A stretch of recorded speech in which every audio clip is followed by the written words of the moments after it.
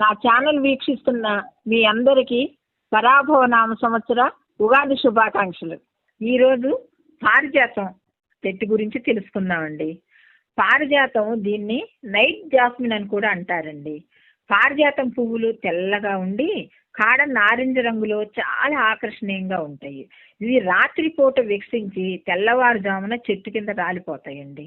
ఈ పూలను వచ్చే పరిమళం చాలా దూరం వరకు వ్యాపిస్తుంది. మంచి వాసన వెదజల్లుతాయండి.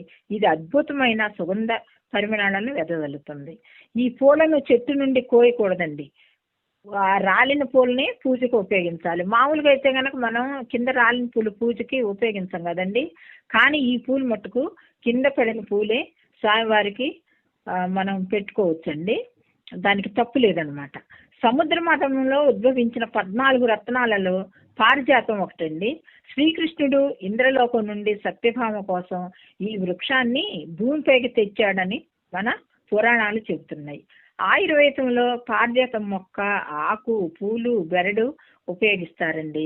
పారిజాతం ఆకుల రసము లేదా కషాయం కీళ్ళ నొప్పులు ఉన్నోళ్ళు, మోకాళ్ళ నొప్పులు ఉన్నోళ్ళు తగ్గించడంలో అద్భుతంగా పనిచేస్తుందండి. పారిజాతం పువ్వులు చక్కెర స్థాయిని నియంత్రించడంలో సహాయపడతాయండి.